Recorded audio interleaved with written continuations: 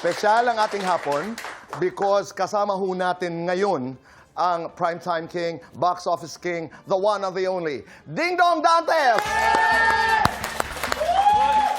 Hey, Dong! Maraming salamat. Thank you. Please, maraming salamat. Kanina ay you signed a contract again with GMA7. That's Congratulations. Right. Salamat. O, kanina umaga.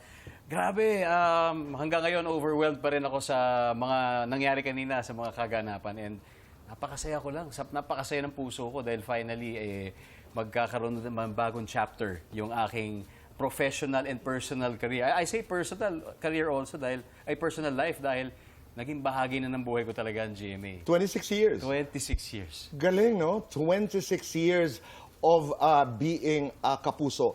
At ang daming milestones na naganap sa iyong buhay. Isa na dito, I remember this. I mean, sometime in 2005, you were one of those who launched GMA Pinoy TV sa Amerika. That's right. Di ba?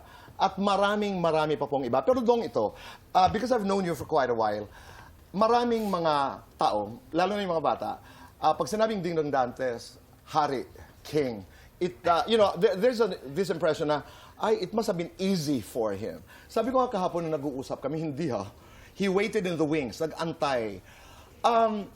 Bahagya lamang, i-share mo nga sa amin yung karanasan mo habang ikay nakikipagsapalaran. Was there a time when you wanted to quit? Was there a time when it was so tough, yung parang wala kang makitang ilaw at the end of the tunnel before you became who you are today? Maraming pagkakataong gano'n, Tito Boy. And I think mahalaga yung mga gaps na yun. I would like to see them as gaps. Gaps wherein hindi klaro sa'yo kung ano yung gusto mo o ano yung pwede mong ibigay at hindi rin klaro kung ano rin yung gusto siguro ng mga manonood at that time.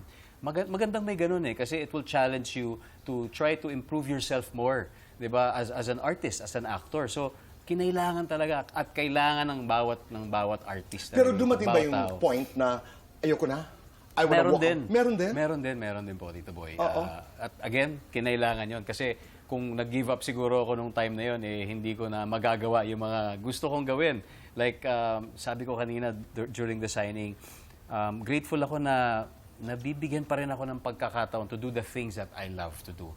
Kasi na-realize ko to noon, nung una ako sumabak sa entablado ng GMA, when I was 16, 17 years old, when I was a dancer, sabi ko, noong siguro ibang mga yung ka-age ko, baka hindi pa alam ko anong gustong gawin. Ako, klaro sa akin na ito yung gusto kong trabaho. Mahal ko tong trabahong ito. Kaya, at 16, at 16. Kaya thank you for giving me that opportunity.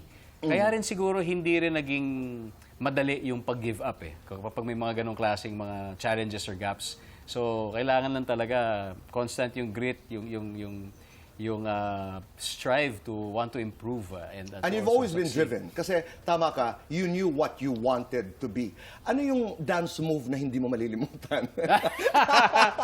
Well, kasi dancer. 90s yan. Correct. So dahil 90s, nauso doon yung mga Kasi ang mga sikat talaga nung panahon, syempre, yung Universal Motion, yung mga idol natin, yung Maneuver, Street Boys, and of course, kami yung abstract. Okay.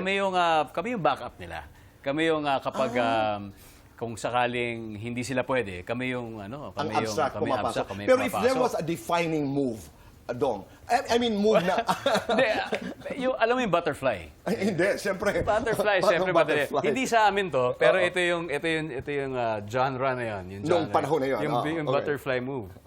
Siyempre yung madali lang yung gumagano, no? Gano'n. Alam mo yan.